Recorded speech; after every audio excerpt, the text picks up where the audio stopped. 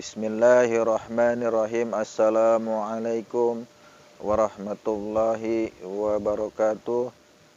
Ikhwan wa akhwatu fillah yang dirahmati Allah. Alhamdulillah, bersyukur kita kepada Allah Subhanahu wa taala. Alhamdulillah pada hari ini kita bisa kembali berkumpul, bermuajahah, bertatap muka dalam rangka thalabul ilmi. Mudah-mudahan keistiqomahan kita untuk terus menuntut ilmu menjadi wasilah kita untuk sampai kepada surganya Allah Subhanahu wa taala. Hari ini Al-Fakir, saya akan membahas tema yaitu 4 dasar ilmu tasawuf. Jadi menurut ulama sufi ada 4 dasar yang harus diperhatikan oleh orang-orang yang ingin mendalami ilmu tasawuf. Jadi para salik itu harus memperhatikan empat hal. Menurut Syekh Yusuf Khattar Muhammad dalam kitabnya Mausu'ah al-Yusufiyah fi bayani adilatis sufiyah, itu ada 4 hal. Yang pertama adalah safa'ul qalbi wa musahabatuha, itu kebeningan hati dan introspeksi diri.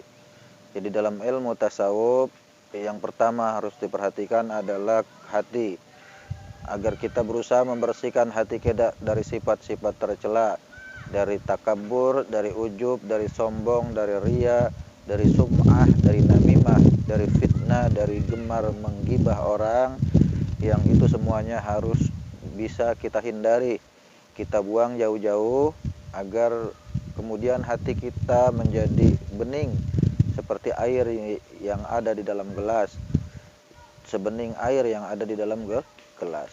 Itulah makanya kemudian para sufi memusatkan perhatian ilmu tasawuf pada hati, pada qalbi, sehingga mereka akan berusaha sekuat mungkin untuk meninggalkan segala sifat-sifat tercela.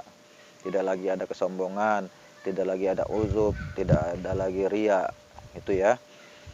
Kemudian yang kedua yaitu muhasabatuha, ya, yaitu introspeksi diri. Jadi ada poin pertama itu ada 2 jenis, safa'ul qalbi dan wa muhasabatuha. Introspeksi diri terus menerus ketika kita melakukan kemaksiatan, kesalahan, terus kita bertobat, kita bikin salah bertobat, terus bertobat dan banyak-banyak beristighfar, menghitung-hitung amal kita. Jangan kemudian kita sibuk menilai orang lain sementara kita lalai menilai diri kita sendiri. Maka tidak aneh kalau Umar bin Khattab pernah berkata, hasibu anfusakum qabla an tuhasibu. Hitung-hitunglah diri kamu sebelum kamu dihitung nanti di yaumil akhir. Ya. Kemudian yang kedua adalah qasdu wajhillah. Semua aktivitasnya semata-mata karena Allah.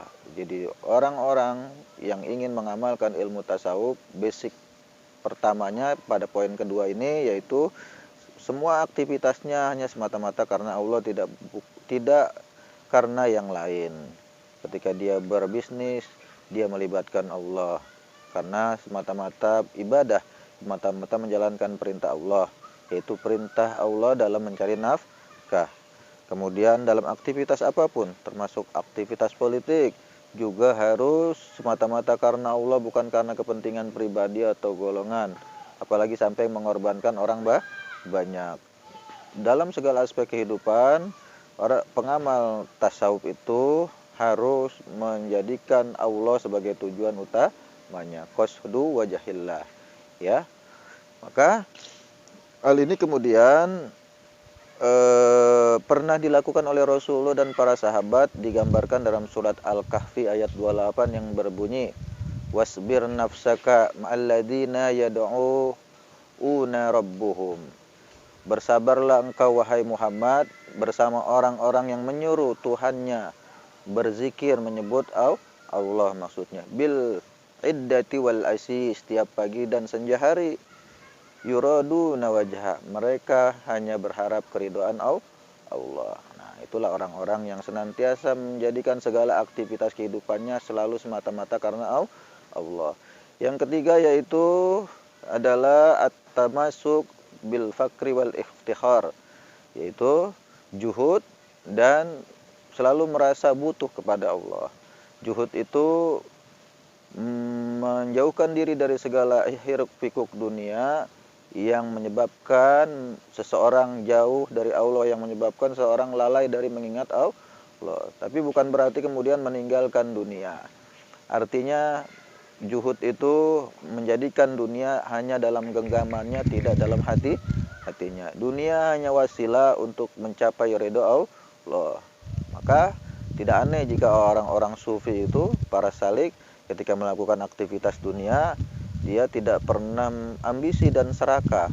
Dia menjalankan kehidupan dunianya semata-mata karena perintah Allah.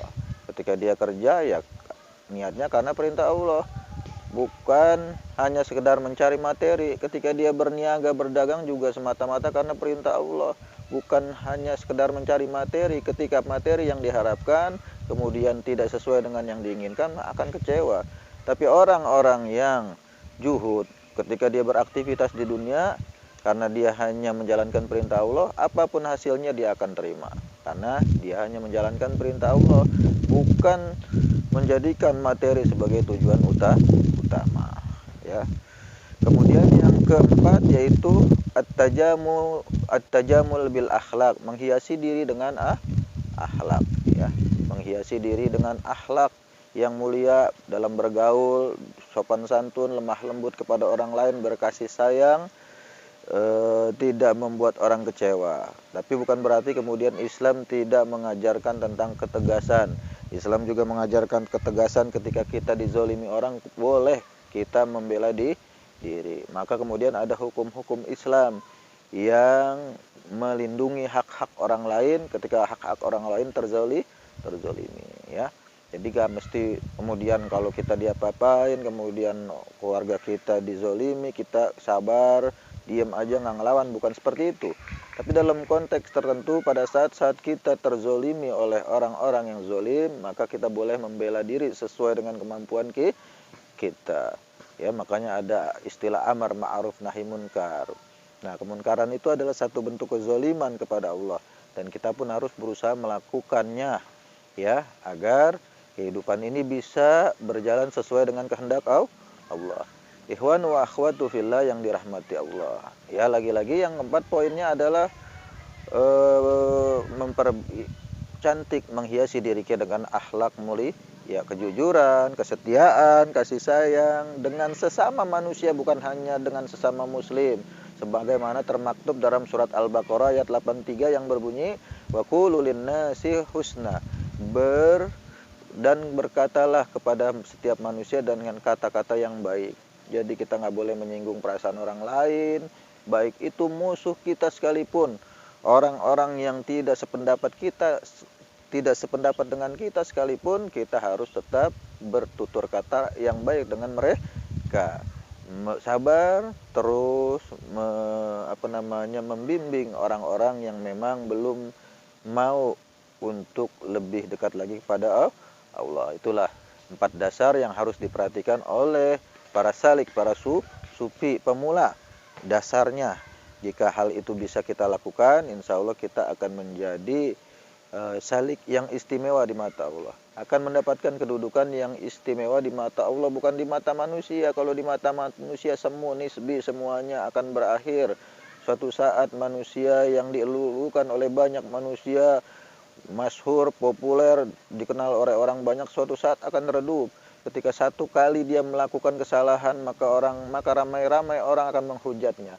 Tapi ketika Allah yang mengangkat derajat kita, Allah yang mengistimewakan kita, sampai kapanpun kita tidak akan dijatuhkan oleh Allah selama kita taat menjalankan aturan Allah secara ikhlas lillahi ta'ala. Itulah ya sedikit 4 dasar ilmu tasawuf yang harus diperhatikan oleh pemula, artinya pengamal tasawuf tingkat dasar. Mudah-mudahan apa yang Al-Fakir sampaikan bermanfaat buat diri Al-Fakir. Mari kita berusaha untuk mempelajari ilmu-ilmu tasawuf, karena ilmu tasawuf adalah ilmu yang penting, dan perlu juga kita mencari mursyid yang memang kita yakini bisa membimbing kita menjadi dekat kepada Allah. Lagi-lagi dalam bertasawuf nggak boleh sendiri, harus punya mursyid, thariqah namanya, harus punya komunitas namanya thariqat. Silakan pilih tarikat mana aja yang kita berkenan di dalamnya, selama itu bisa kita rasakan manfaatnya, kemudian menurut akal pikiran kita tidak bertentangan dengan ajaran Islam, mari kita ikuti. Jika kita tidak memahami, kita tanya pada guru-guru kita yang ngerti tentang thariqah dan tasawuf. Wallahul hadi ila siratil mustaqim.